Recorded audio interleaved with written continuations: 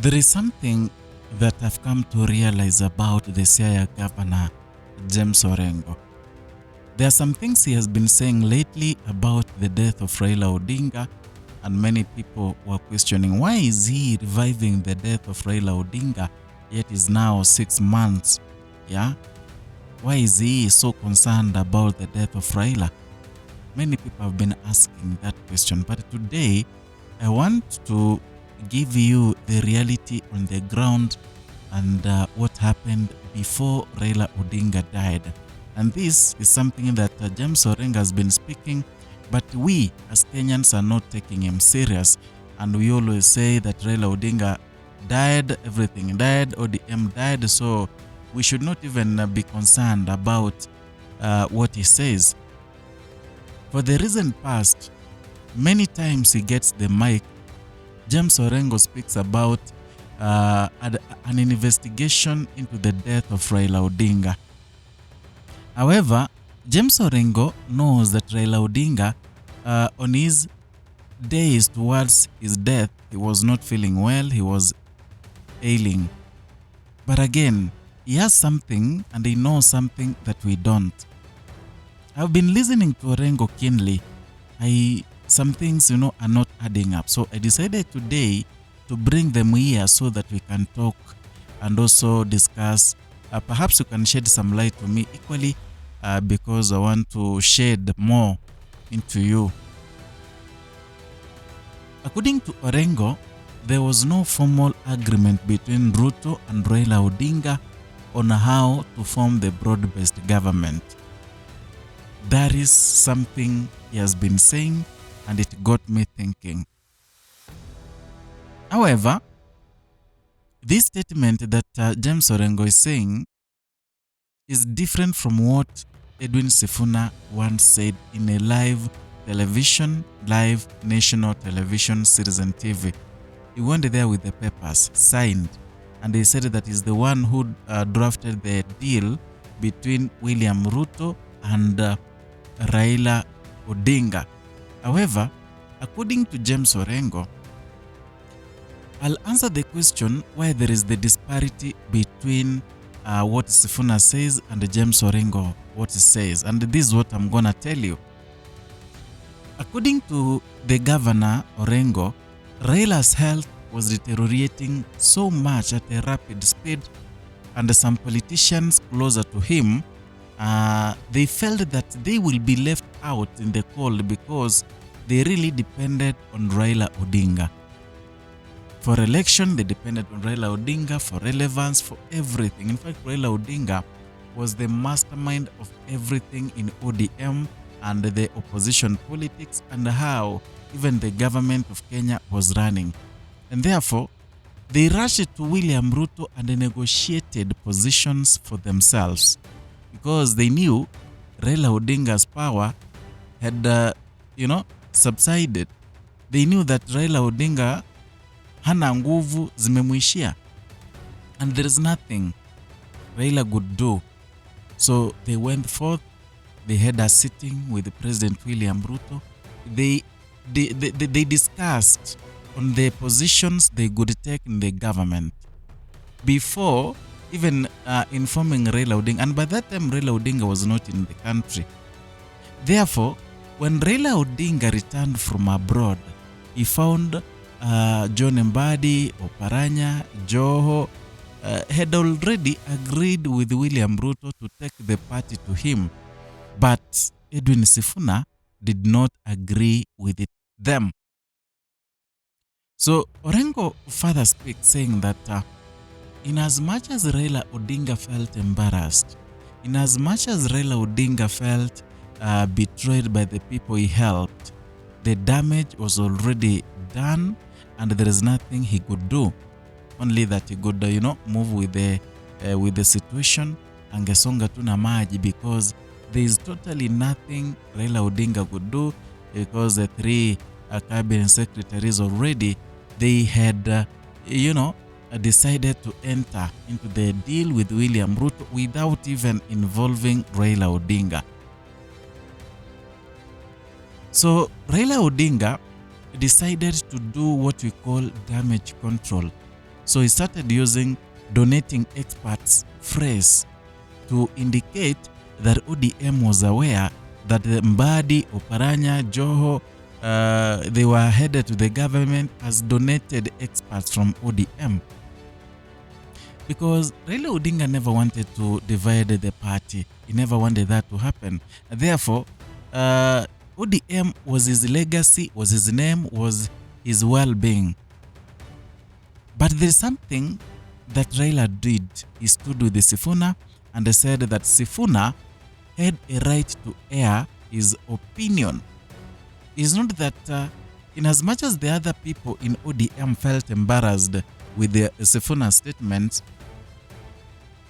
Raila Odinga was very happy. At least there was a genuine person. There was a genuine leader who at least stood with his legacy, stood with what he had stood for so long. And therefore, he supported Edwin Sifuna, but equally tried to bring harmony and peace among the two factions, Edwin Sifuna and the donated experts, in quotes, the people who had betrayed him and had gone to William Ruto. And because Raila Odinga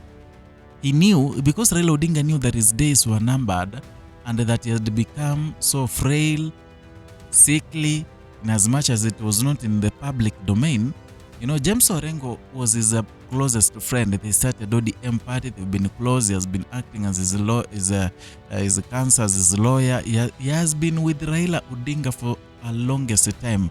Leave alone these ladies, the likes of Junet Mohammed. Leave alone this woman, the governor Homa Bay, who is jumping up and down. Yet she's just a mere person who came to ODM recently. So Raila Odinga had one assignment: to try and bring moderation between Sifuna and the so-called experts. So the experts wanted Sifuna to be chased out because it was a stumbling block between the relation between ODM and UDA and William Ruto. But Raila stood very firm and said that Sifuna was very right, and he had the right.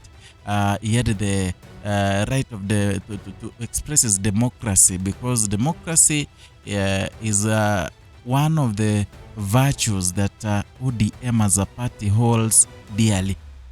So Raila eventually died. It is something that everyone knew, especially those who are closer to him.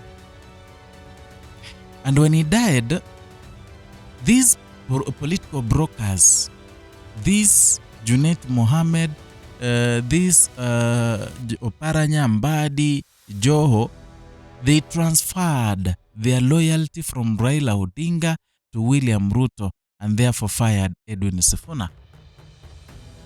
It was very bad, very unfortunate, because Sifuna was someone that Raila Odinga, respected so much. And because of Edwin Sifuna standing with Raila Odinga's ideologies, that is when Raila realized that among the people who were closer to him, those who made themselves, coordinators of campaigns, those who were so close to Baba, he realized they were imposters, they were hypocrites, and they had betrayed him. Therefore, and that is how Edwin Sifuna became the custodian of ODM party. Not only ODM party, but ODM party certificate. So to date, these people, they cannot show any formal agreement between ODM and UDA that formed the broad-based government that they are clinging on, that they are praising day and night. They don't have a party certificate, in as much as Dennis Onyango said recently that they know where the party certificate is. Things are not really okay, and that is something that is giving James Orengo, Edwin Sifuna, Babu Wino, and the Linda Mwananchi that pride. Yeah. So these three people, in fact 4, they went to the government at will. through their own intentions and through their greed, they went to the government. This was not Raila Odinga's wish. So Raila said ODM should have a candidate because it is a big party. He has been saying that, and that is exactly what Edwin Sifuna has been saying for the longest time. But then the experts have said that the candidate will be Ruto of UDA. You see how this thing has happened, how these people betrayed Raila Odinga. No wonder they want to make everyone understand that Raila Odinga really needed ODM to be in government. And I have every reason to trust what Edwin Sifuna says and Caleb Amisi. They've been interviewed in Radio Maisha, and when they went there, they even said that they'll swear by the name of God. They raised the Bible, the one that is used in courts in Kenya, the one that is used in parliament, swearing in. They used the Bible and they swore before the name of God and before the late Raila Odinga that Raila did not say that. There is no one in Linda Tumbo, the likes of Mbadi, the likes of those who have been yapping. There is no one who has ever lifted the Bible and swore by the name of God that Raila Odinga wanted ODM to be in government. I don't know what you think. I know you have your opinion too. You can share with me in the comment section. Let us talk, let us discuss. Perhaps that can form a basis of whatever we're going to talk about in the next video. So if you're new here, consider subscribing, like and sharing our content. Hit the notification bell so that you can be receiving notifications each and every time we bring you a new content.